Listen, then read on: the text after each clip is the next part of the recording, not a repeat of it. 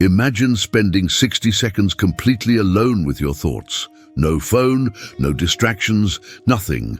Feeling uncomfortable just thinking about it? That's exactly why you need to hear this. A legendary samurai named Miyamoto Musashi discovered something profound about the power of being alone, and it might just change your life.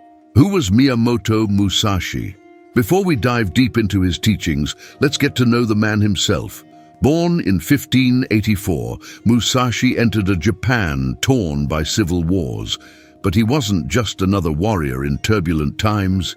He was something special, a ronin, a masterless samurai who carved his own path through life, a warrior who won over 60 duels, many to the death, yet went on to become not just a swordsman, but an artist, a philosopher, and a master of self-discovery.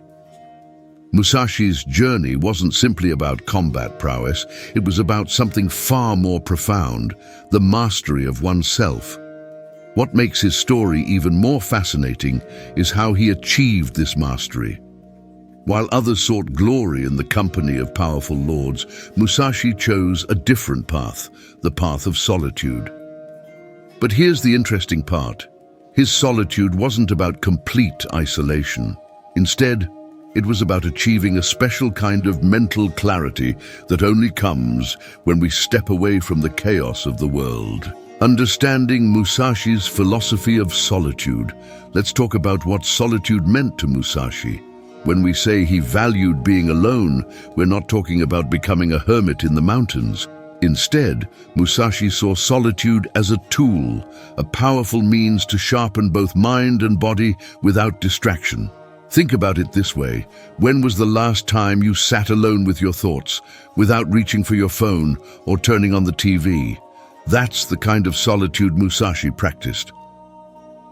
In these quiet moments, he found something precious: clarity. Away from the opinions, judgments, and influences of others, he discovered his true self. One of his most powerful teachings was this: think lightly of yourself and deeply of the world. It's a beautiful paradox, isn't it? By spending time alone, we actually become better at understanding the world around us. It's like clearing the fog from a mirror. Suddenly, everything becomes clearer. In his final days, Musashi gave us an incredible gift, the Dokudo, or the path of walking alone. Written just a week before his death, these 21 principles aren't just ancient wisdom. They're a practical guide for modern living. Let's explore some of his most powerful teachings. The power of self-reliance. Do not seek pleasure for its own sake. These words from Musashi cut straight to the heart of what true self-reliance means. In our modern world, we're constantly chasing the next hit of pleasure, the next like on social media, the next purchase, the next achievement to show off to others. But Musashi's wisdom runs deeper than simple abstinence from pleasure. Think about how often we seek validation from others. Every time we post a photo waiting for likes, every time we make a decision based on what others might think, we're giving away our power. True self-reliance means finding satisfaction in our actions themselves, not in others' reactions to them.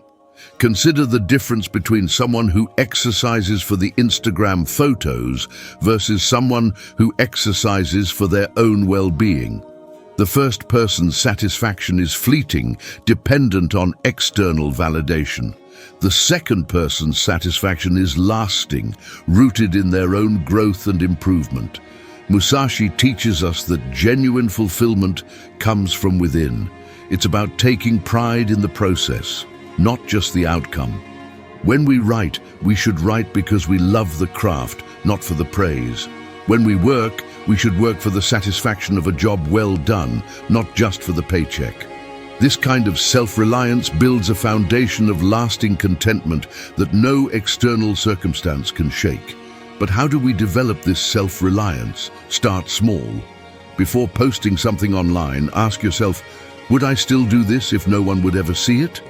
Before making a purchase, question, am I buying this for my own satisfaction or to impress others?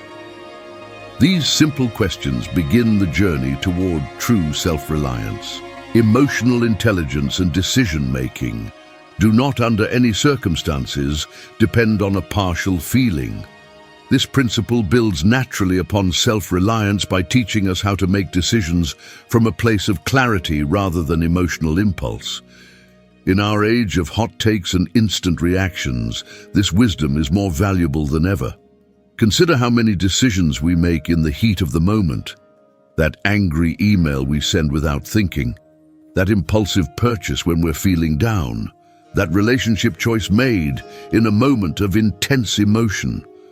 Musashi understood that these partial feelings, these temporary emotional states, often lead to actions we later regret. But this isn't about suppressing emotions. Instead, it's about developing the wisdom to recognize when our emotions are clouding our judgment. It's about creating space between feeling and action. When we feel angry, instead of immediately reacting, we can pause and ask, is this anger giving me clarity or clouding my vision? Modern neuroscience actually confirms Musashi's insight. Strong emotions can hijack our prefrontal cortex, the part of our brain responsible for rational decision-making.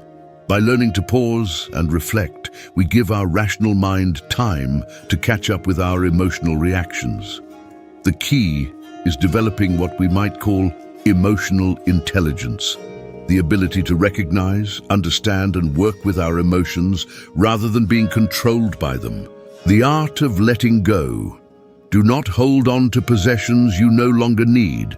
This deceptively simple principle extends far beyond material possessions. It's about creating space in our lives, both physical and mental, for what truly matters. In a world that constantly tells us to acquire more, Musashi whispers, let go. Think about your living space for a moment. How many objects do you own that you haven't used in years? How many clothes hang in your closet unworn? But more importantly, think about your mental space. How many outdated beliefs do you cling to? How many past hurts do you carry? How many toxic relationships do you maintain out of habit or fear? Letting go is like clearing a garden. Just as we must remove weeds to allow flowers to flourish, we must sometimes clear our lives of what no longer serves us. This might mean donating unused items, ending unhealthy relationships, or challenging long-held but limiting beliefs. The beauty of letting go is that it creates space for growth. When we clear our physical space, we make room for what we truly need. When we release emotional baggage, we create space for new relationships and experiences. When we let go of limiting beliefs, we make room for new possibilities. This principle connects powerfully with perhaps Musashi's most profound teaching about facing life and death. Facing life and death. Do not fear death. These 4 words contain one of Musashi's most powerful teachings. In a world where we often avoid thinking about death, Musashi places it front and center. But this isn't about morbidity. It's about living life fully and authentically. When we truly accept our mortality, something remarkable happens. We start living differently. Think about how many opportunities we miss because of fear. Fear of failure, fear of judgment, fear of the unknown. All these fears stem from our deeper fear of death and loss. But what if we could live without this paralyzing fear? What if, like Musashi, we could face each day with the understanding that it might be our last? This doesn't mean being reckless, quite the opposite. It means living with intention and purpose. It means saying what needs to be said, doing what needs to be done, and not putting off what truly matters. This principle teaches us to live in the present moment. When we accept the reality of death, we stop postponing our dreams, stop holding back our love, and stop living half lives out of fear. We begin to understand that the only moment we truly have is now. This profound acceptance leads us naturally to Musashi's teaching about desire and contentment.